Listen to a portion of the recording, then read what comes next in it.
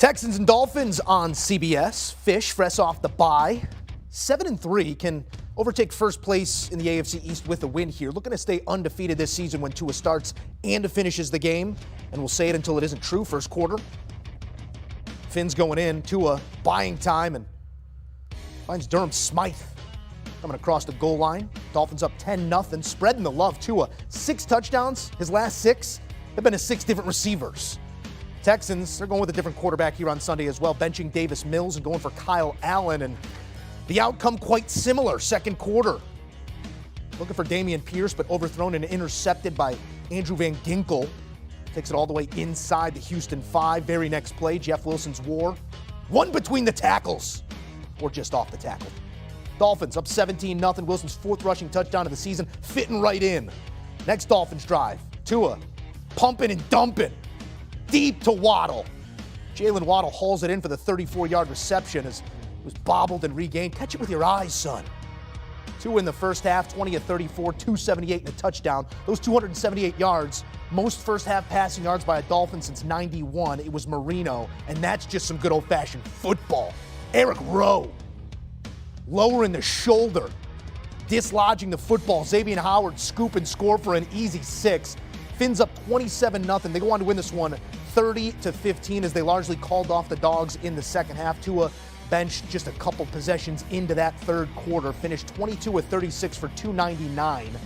Dolphins now 8-0 this season when Tua starts and finishes the game, although he didn't finish this game, but was removed under his own accord, let's say.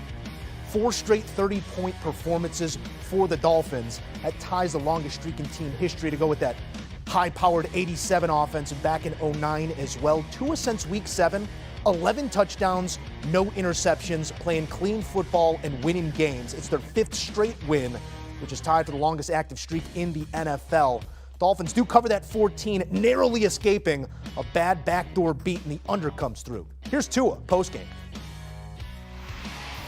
Okay, Tua, 299 yards, 1 touchdown for a partial day's work. Considering you're coming off the bye, what was the biggest takeaway today? That we have a lot to continue to work on.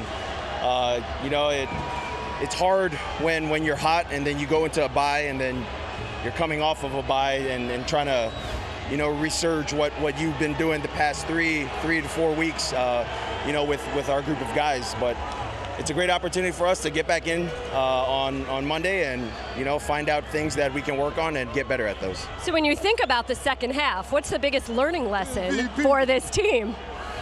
Well, it's finishing, but offensively, we got to be able to communicate better. We got to be able to finish drives.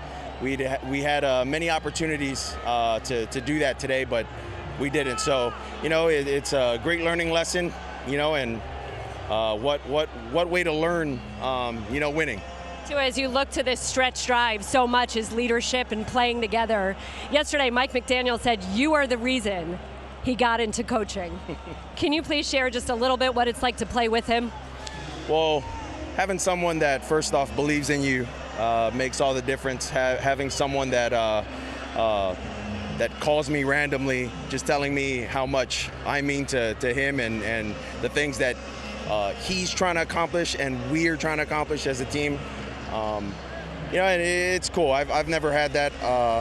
I've never experienced that. This is my first time having that kind of relationship with someone, of that type of authority, being the head coach of an organization. But just love that guy. Even if you won't go on vacation with him. Yeah, yeah. Didn't want to go on vacation with him. Thank you so much, Tua. Best of luck the rest of the way. Thank you. All right, vacation is a long way from the front of the mind of Tua Tagovailoa, who claims there's still things to work on. But man, this offense, this man playing MVP and playoff caliber football this season, especially these last 5 games, a perfect 5-0, scoring north of 30 points as an offense, throwing for north of 300 yards, hasn't thrown a pick.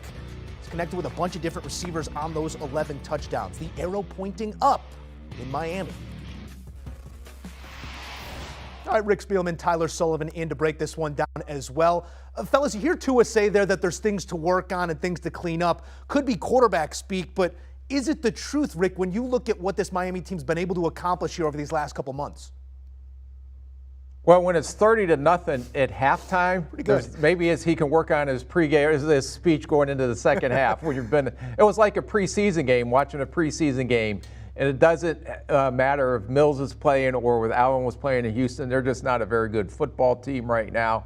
So the biggest thing I was watching in the second half was, God forbid, any of their stars, either Waddle or him, thank God they got him out of the game, get hurt as they get ready to make a push down the stretch. But this was a dominant performance by Miami on both sides of the ball against a very poor football team right now. And I don't know what else to say, but maybe they can improve on Mike McDaniel halftime speech coming out when you're winning 30-0. Yeah, you definitely want to, regardless of who's on the field, finish stronger than the Dolphins did in this one. But we're truly nitpicking, and if we're going to be critical of this Dolphins team anywhere, it's the defensive side of the football. It's been that way for the last however long. We know what they bring to the table offensively, Tyler. When you look at the Dolphins, if they do really want to realize these high aspirations, where do they need to clean things up over the last month and a half of the season? Yeah, no, you look at that defense. That's certainly going to be the case here. And when you look at this schedule, I think we're going to find out a lot about what this Miami Dolphins team actually is going to be and what they are. I mean, obviously a blowout against the Houston Texans, even a blowout against the Cleveland Browns before the bye. I don't know if that tells you a lot. This team's very good at home. They're 5-1. Obviously, you're talking about how great Tua is just as a quarterback this season. Perfect when he plays an entire game. But these next few weeks, this is where we're going to find out if the Dolphins are legit or not, or if they're fool's gold. At San Francisco, at the Chargers, at the Buffalo Bills. High-octane offenses. If the defense can slow those guys down, those offenses down on the road, that's what's going to tell you that this team's legit or not and can actually win when we get into January and we get maybe even into February. Who knows? You know, this team has the ceiling to crash the party in the AFC. I mean, everybody's looking at Buffalo. Everybody's looking at Kansas City. I think you're starting to look at Cincinnati a little bit now. But Miami, if they can show us that they can clamp down, run the football, and play good defense, create turnovers like we saw against Houston today, this team could be a sleeper in the AFC. No doubt about that. Thank you, gentlemen. Here's a look at your fantasy recap out of this game. Plenty of fantasy performers, at least on the Miami side of this equation. 14 points for Tyreek. You're probably going to want more, but was not needed much there in the second half. Tua, just 17 points. As you're probably saying, why'd you take him out? Well, you got to keep it healthy. He did take a couple nasty shots there late in the first half, but Tua, 1 touchdown, no interceptions, 17 points for you. Jalen Waddle getting north of that 10-point meridian as well. On the Houston side, it's really Damian Pierce and nobody else, and he gave you just 3. And not a whole lot of explosion in the second half, although Burrow did look downfield and find a receiver in the end zone late in the game there. T. Higgins did haul it in 7 times for $114, got you 24 in PPR scoring. And if you're not playing PPR, why are you playing at all? All right, back to East Rupp, controlling the second half here, and then a costly penalty at the end of the game robs Tennessee of a chance to come back. It's Cincy moving to 7-4 and even with the Titans. All right, let's head out to Music City for more from our head man, Charles Davis, on the call for this one. CD, it's always a pleasure. And I heard you say at halftime how these two teams, a lot of it is looking in the mirror, very similar in a number of different ways. And I think we saw that again here on Sunday. What separated them in your eyes here in these 60 minutes of football? I think that Cincinnati's ability to make plays in the passing game are always going to be a separator in a game like this, because Tennessee, they had a big night against Green Bay last Thursday, but the consistency in the passing game, being able to have that guy who can shake free when you need it. And in Cincinnati's case in this game, one was really unlikely, Trent Irwin. He made that big catch on the sideline that kept the drive going, and he was actually in a position, if we talked about it during the game, they had 3 receivers to the wide side of the field, 1 receiver on the backside. That's an isolation route for your best receiver. Oftentimes you use Jamar Chase in that spot. Trent Irwin is the one guy you go to in a key situation, and he nails it. You come back later on the last drive to give him the touchdown to go up big. Guess what? They've run the same play, but now they substitute Trent Irwin for T. Higgins, who you would expect to be there, but because of the way you've created the coverage, they can't cover him. It's a one-on-one route. He goes over Roger McCreary and catches the football. The last part of it, Cincinnati ran the football way better than expected. They had, I think, 112, 115 yards on the ground. Samaje Perine carried it well. Joe Burrow at one point had 29 rushing yards to Derrick Henry's 19. It was that kind of a day for Cincinnati. They really outgutted them in a lot of ways in this one. I just hated for it to end the way it did.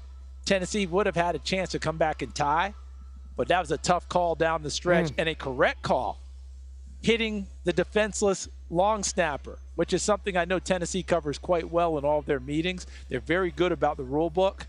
That was a major surprise. And here you see it, as you say, it's the right call as that snapper does have protection early on, and great call by the officiating crew to catch something like that. Sometimes your eyes go away from it. You mentioned it here. Far more